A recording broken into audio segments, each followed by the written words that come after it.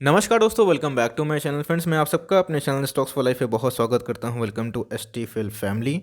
Dear family members, इस video में चर्चा करूंगा एक मेरा ऐसा स्टॉक जिसको लेके मैं बहुत ही ऑप्टिमिस्टिक हूं। मुझे लगता है दोस्तों ये स्टॉक आपकी करियर का जो एक मूव है। देखिए दोस्तों, स्टॉक मार्केट में जो भी लोग आते हैं, एक स्टॉक दोस्तों उनको आबाद करने के लिए सक्षम होता है और एक स्टॉक बर्बाद करने के लिए सक्षम। आपको दोस्तों जो रिवॉर्ड करता है वो आपका एक वाइज डिसीजन करता है। आपको जो पनिश करता है वो दोस्तों आपका एक बैड डिसीजन करता है। लेकिन समझदारी इसी में है कि हम लोगों को ये चूज़ करना है कि हमारा जो घोड़ा है वो लंगड़ा है या फिर मजबूत है।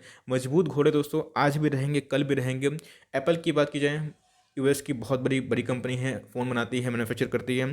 या फिर दोस्तों गूगल की बात की जाए या फिर अमेज़न की बात की जाए, आज से 15 साल पहले भी वो लोग थे, आज भी है और कल भी रहेंगे। बिकॉज इनका बिजनेस मॉडल ही ऐसा होता है कि कोई इसको चैलेंज नहीं कर सकता। इसलिए मैं आपको हमेशा बोलता हूँ, अच्छे स्टॉक से बने रहिए तो लाइफ में अच्छा खासा पैसा बनाएंगे। तो मेरे को एक लगता है दोस्तों कि एक स्टॉक है जिसमें बहुत पोटेंशियल है और वो आपको करोड़पति बनाने में सक्षम है। यस, वक्त ज़रूर लगेगा, लेकिन दोस्तों मैं 10 सालों में इधर से उसको 10 से 15 गुना पोटेंशियल देखता हूँ और उससे ज़्यादा भी हो सकता है। बिकॉज उनकी इंडस्ट्री काफ़ी बड़ी है और मैं किस स्टॉक के बारे में डिस्कस कर रहा हूँ वो तो सबको पता ही है। लेकिन वीडियो के एंड तक बने रहें बिकॉज उनके नतीजे भी आने वाले हैं और उसको नतीजे अच्छे रहें तो ब्रेकआउट मिल सकता है, ख़राब रहें तो पनिश भी हो सकता है। लेकिन दोस्तों एसटी फील्ड के सुपर टॉपिक्स में से आता है तो वैसे गिरावट में हमें उसको ऐड करना है और बड़े तो भाई बस हमें आराम करना है। लेकिन चैनल फर्स्ट टाइम है तो सब्सक्राइब कर सकते हैं डियर फैमिली मेम्बर्स। और आज के दिन मैंने अपना व्यू साफ कर दिया है। आईएफसी का मेगा आईपीओ अप्लाई करे या फिर नहीं करे, नहीं देखी बहुत कुछ मिस करे दोस्तों। और निफ्टी इस सप्ताह कैसा रहेगा और फाइजर की न्यूज़ से क्या मूड बिगड़ेगा, पूरा दोस्तों जो अपना चर्चा का वर्णन है इसे मैंने कर दिया है। अब फटाफट वीडियो को शुरू करते हैं विदाउट देरी। दोस्तों स्टॉक के प्राइस की बात की जाए तो 955 में ट्रेड हो रहा है। हमने दोस्तों ऐसे स्टॉक को 700 के नीचे खरीदा था, आप सबसे खरीदवाया भी था। उसके बाद एक ब्रेकआउट ये दिया। 1000 का रेजिस्टेंस हमें पहले ही अनुमान था कि लगाएगा। बिकॉज ये साइकोलॉजिक था, कोई टेक्निकल नहीं था दोस्तों। क्योंकि वो कोई भी स्टॉक अगर ब्रेकआउट देता है तो उसके पहले एक साइकोलॉजिकल लेवल पे उसका रेजिस्टेंस देखने को मिलता है, उसके बाद लाइक ट्रेडिंग चलता है और उसके बाद अगर अच्छे न्यूज़ आते हैं तो ही ब्रेकआउट मिलता है और उधर पे ऑप्टिमिज्म वाला फीलिंग आना चाहिए। ये बहुत ही स्वाभाविक सी बात है। बात की जाए इसके 52 वीक लो की तो भाई 500 के लगभग है। सुपर फ्लॉप इनके आईपीओ हो गए थे, लेकिन दोस्तों अगर मार्केट सही रहता तो इनके आईपीओ ने धूम मचा दिया होता 2020 में। तो आप समझ गए हैं कि मैं किस स्टॉक के बारे में बात कर रहा हूँ। लेकिन फिर भी एक बार थोड़ा मार्केट कैप पे नज़र डाल दीजिएगा। 89,000 करोड़ की मार्केट कैप है दोस्तों, बहुत जल्दी 1 लाख करोड़ की क्लब में आ जाएगी, जो बहुत ही सम्मानजनक क्लब है। इधर की बात की जाए थोड़ी सी इंडस्ट्री पे देख लेता हूँ। 40 और ये कितना रेट हो रहा है भाई साहब, 80। दोस्तों अगर मार्केट किसी को हाई प्रीमियम दे रहा है तो इसके पीछे बहुत लॉजिक होता है। वो दोस्तों उनको वैल्यू ज़्यादा क्यों आंक रहा है, या तो उसके फ्यूचर प्रोजेक्शन बहुत ही अच्छे हैं या तो बबल है। तो दोस्तों मुझे बबल नहीं दिखाई पड़ता है, लेकिन उनके फ्यूचर प्रोजेक्शन काफ़ी बेहतरीन है। और क्योंकि दोस्तों आपको देखने मिल रहा है कि डिलीवरीज दबा के उठाई जा रही है। प्रमोटर की बात की जाए तो 69% स्टेक किसके पास है, प्रमोटर ने अपने झोली में भर के रखा है। एफआईआईडीआई को मिलाते तो मेन प्लेयर है और डेल का जो पार्टिसिपेंट टाइम टाइम घट रहा है, लेकिन ठीक है। इनके बड़े बड़े जो पंडित है, बात की जाए एफआईआईडीआई, वो अपने माल को बढ़ा रहे हैं। इंश्योरेंस कंपनी का स्टेक की बात की जाए दोस्तों तो भाई पिछले 4 क्वार्टर में सबसे अति उत्तम है, जो 0.41% के लगभग है। तो मैं वेट करूंगा कि इंश्योरेंस कंपनी कब अपना स्टेक को बढ़ा दे। 2019 से 2020 में थोड़ा सेल्स एक बार चेक कर लेते हैं भाई। 7,000 करोड़ से कितना हो चुका है, 9,200 करोड़ सेल में सुपर जंप है दोस्तों। कंपनी के बहुनी अच्छे हैं, कंपनी के सेल्स अच्छे हैं, तो भैया कंपनी के प्रॉफिट अच्छे होने के अनुमान है। जी हाँ दोस्तों, कंपनी के प्रॉफिट बहुत ही अच्छे हैं। 862 करोड़ से कितने हो चुके हैं, 1,244 करोड़। कंपनी के रिजर्व सरप्लस बताते हैं कंपनी कितनी सक्षम है दोस्तों। हमें देखिए, कभी दोस्तों फाइनेंस कंपनी पे आपको नज़र डालना होगा या फिर बैंक कंपनी पे या फिर कोई भी रिलायंस जैसे कंपनी पे, तो बैंकों के नतीजे अलग से चेक किए जाते हैं, फिनेंस के अलग से। बैंकों में दोस्तों बहुत सारे क्राइटेरियाज होते हैं, बैंक तो बहुत लोन देते हैं, लेकिन दोस्तों जो फिनेंस के अच्छे खासे बिजनेस होते हैं, जो रिटेल लोन बांटते हैं, वो छोटे छोटे कस्टमर को टारगेट करते हैं जहाँ पे उनको पैसा मिलने की संभावना रहे। अगर मैं मालिया साहब को 10 करोड़ दे दिया तो मेरी दोस्तों गारंटी उधर ही खत्म होगी कि मुझे मिलेंगे या फिर नहीं मिलेंगे। लेकिन मैं वही 10 करोड़ को अगर 1 लाख आदमी बांटा तो दोस्तों वो डिफ़ॉल्ट करने के चांसेस बहुत ही कम होते हैं। तो इनके जो बिजनेस है छोटे मोटे रिटेल को टारगेट करते हैं जहाँ पे इनकी रिकवरी सही होती है। रिजर्व सरप्लस देखें तो भैया काफ़ी बेहतरीन है, टाइम टाइम बढ़ रहे हैं। कंपनी की आरओई बहुत शानदार है दोस्तों। ये मेरे सबसे प्रथम पिक होते हैं।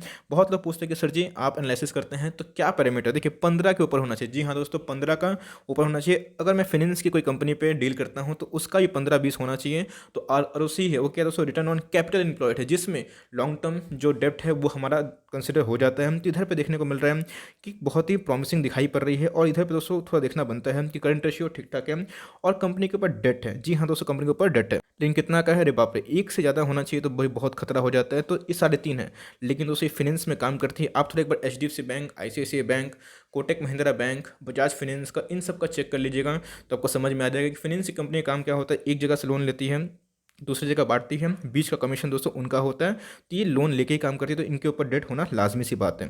कंपनी के सेल्स के ऊपर थोड़ा नज़र मार लेते हैं। कंपनी के सेल्स एकदम रॉकेट धाए बने हुए हैं दोस्तों, और इधर पे इनके प्रॉफिट भी मल्टीपल टाइम्स बढ़ गए हैं। इसका मतलब कंपनी अपने सेल्स में, प्रॉफिट में कोई भी कमतरता नहीं कर रही है, एकदम ताबड़तोड़ है। तो थम्स अप वाला प्रॉमिसिंग। हमें इनके वैल्यूएशन तो काफ़ी महंगे दिखाई पड़ रहे हैं, लेकिन जो फंडामेंटल एनालिसिस हमने करा अभी तक, उधर से दोस्तों कंपनी बहुत ही अच्छी दिखाई पड़ रही है। और आपने देखा कि मार्केट में इसको प्रीमियम क्यों मिला, क्योंकि दोस्तों इधर पर बबल नहीं है, इधर पर ग्रोथ है। और लाइफ में भाई बिना ग्रोथ का कुछ नहीं होता। और इक्विटी मार्केट में जो घोड़ा दोस्तों मजबूत होगा, आपने इवोल्यूशन पढ़ा होगा, घोड़ा का ईओ हिप्पस से कैसे आज इक्वस बन चुका है, जिन जो बायोलॉजी बैकग्राउंड से है। एनीवेज दोस्तों, तो हमें ये देखने को मिल रहा है कि इवोल्यूशन को अगर तात्पर्य बनाए मीन्स पुराने चीज़ को, तो हमें आधुनिकता देखना पड़ता है। और उस आधुनिकता से हमें कंपनी कितनी बड़ी हो गई ये देखना बनता है।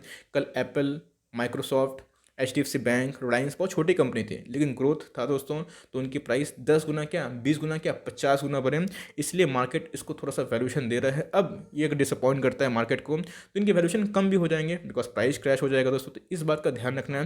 मैं पी के ऊपर जल्दी ही एक ट्यूटोरियल आपसे शेयर करूंगा, इसलिए दोस्तों हमें इनके वैल्यूएशन थोड़े महंगे देखने को मिल रहे हैं। तो मैं किसके बारे में बात कर रहा हूँ, मुझे दोस्तों इस कंपनी में बहुत फेथ है। बहुत सारे रीज़न है इसमें फेथ का। आपने दिखाया कि इसके वैल्यूएशन, इनके नंबर्स ठीक ठाक है। SBI cards and payment services क्या करती है दोस्तों, मैं आपसे पूछना चाहता हूँ।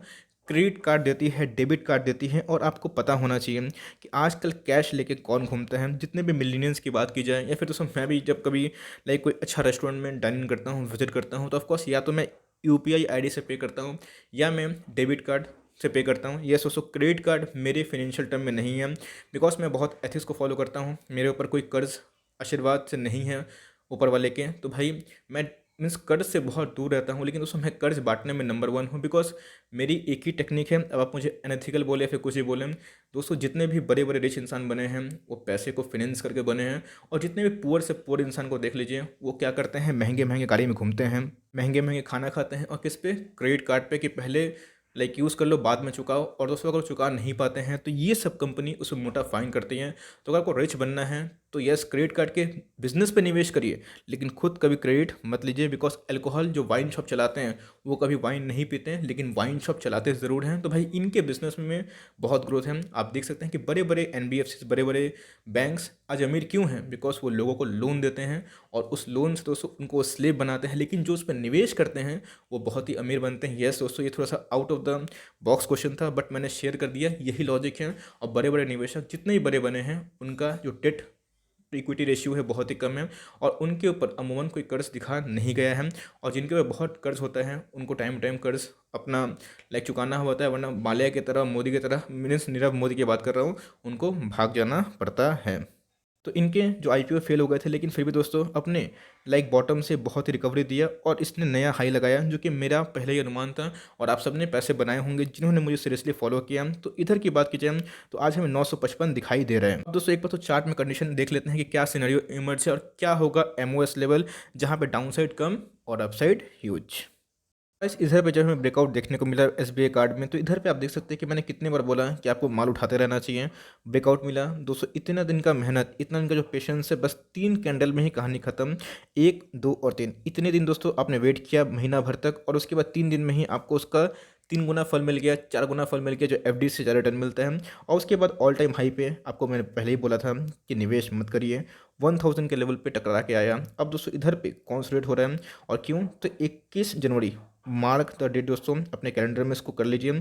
21 जनवरी दोस्तों इनके रिजल्ट आने वाले। अगर रिजल्ट अच्छा हुआ दोस्तों तो ये नया हाई फिर से लगाएगा। रिजल्ट खराब हुआ, मार्केट इसको उल्टा रिएक्ट किया, तो आपको सही में अच्छा शेयर सस्ते दाम में मिल जाएगा, तो वो एक एक्मुलेशन का मौका होगा। लेकिन दोस्तों इनकी Q2 की बात की जाए तो इन्होंने पहले ही प्रोविजनिंग कर दी थी, और जिनकी वजह से पिटाई तो हुई थी, लेकिन दोस्तों वो एक उठाने का मौका था, उधर पे मैंने उठाया था।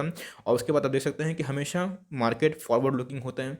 आज अगर कोई एनपीए हो रहा है, कोई प्रोविजनिंग हो रही है, जो पैसा वापस नहीं आ सकता क्रेडिट कार्ड की कंपनी को, लेकिन दोस्तों वो हमेशा नहीं होगी। तो अगर कोई न्यूज़ की वजह से रिएक्ट करता है मार्केट, तो उस न्यूज़ की वजह से जो इन्वेस्टर्स है उसको एकोमोडेट करते हैं और नेक्स्ट क्वार्टर के लिए रेडी हो जाते हैं। न्यूज़ अच्छी रही, रिजल्ट अच्छे रहे दोस्तों, तो प्रोविजनिंग कम होते हुए देखने को मिले, इंटरेस्ट इनकम ज़्यादा बढ़ते हुए देखने को मिले, ज़रूर नया हाई लगाएगी। और एक बार दोस्तों 1000 का मार्क क्रॉस की तो 1150 से लेके 1200 दोस्तों मेरा टारगेट है विद इन 1 वीक, अगर रिजल्ट इनके सही आते हैं तो। डिस्क्लेमर दोस्तों, मैं कोई भविष्यवाणी नहीं कर रहा हूँ, जो मैं अपना फील करता हूँ वही डिस्कस कर रहा हूँ। लेकिन सबसे इंपॉर्टेंट चीज़, अगर रिजल्ट मार्केट में ख़राब आ गए, मार्केट क्रैश होने लगा, तो ऐसे स्टॉक को दोस्तों उठाना ही है। बिकॉज आपने देखा कि इनकी आईपीओ फ्लॉप होने के बावजूद भी कितने अच्छे रिस्पांस देखने को मिले, और इस स्टॉक को दोस्तों मैं बहुत ही ऑप्टिमिस्टिक फील करता हूँ। और आने वाले टाइम में इनका जो बिजनेस मॉडल है बहुत ही बड़ा है, बहुत ही ह्यूज है। और क्रेडिट कार्ड दोस्तों एक स्लेव है जो कभी ख़त्म नहीं हो सकता। बिकॉज अगर लोन कोई बांटना बंद कर दे तो लोगों की इकनॉमी कोलैप्स हो जाएगी, क्योंकि लोगों के पास पॉकेट में पैसा होना चाहिए इकनॉमी को चलाने के लिए, भले वो उधारी का पैसा ही क्यों ना हो। तो दोस्तों ये रहा मेरी टिप्पणी। और आपको ऐसे स्टॉक मिले तो बस दबोचना है, दबोचना है और दबोचना है, और लॉन्ग टर्म तक होल्ड करिए। मुझे लगता है इसमें दोस्तों पोजिशनल स्विंग करके कोई फ़ायदा नहीं है। लॉन्ग टर्म का व्यू बनाएंगे तो दोस्तों इधर से मुझे लगता है आने वाले 7 से 10 सालों में ये 10 गुना बनने की काबिलियत रखती है। तो for timing that's the end of the video कि मैं कौन से स्टॉक पे बहुत बुलिश हूँ। यस, HDFC AMC भी मेरे टॉप प्रायोरिटी लिस्ट में है, लेकिन आपको ऐसे स्टॉक मिले सस्ते भाव पे तो उठाना मत भूलिएगा। और अगर फिर भी कन्फ्यूज़न होगा तो ऑफकोर्स आपके कमेंट का मैं रिप्लाई करता हूँ। इतना मेहनत मैं आपके लिए करते रहता हूँ, तो आप ज़रूर पूछ लीजिएगा, मैं आपको MOS लेवल भी बता दिया करूँगा। तो दोस्तों अगर अच्छी लगी वीडियो तो एक लाइक कर दिएगा चैनल फर्स्ट टाइम में, तो याद से सब्सक्राइब करना भूले ना। फर्दर कोई डाउट है उसको ड्रॉप कर सकते हैं, कोई स्टॉक रिव्यू चाहिए उसका नाम भी याद से ड्रॉप करें। I would love to make a video on your demand. तो गाइस मिलते हैं जल्दी ही, तब तक के लिए bye. Thanks for watching friends, God bless you all.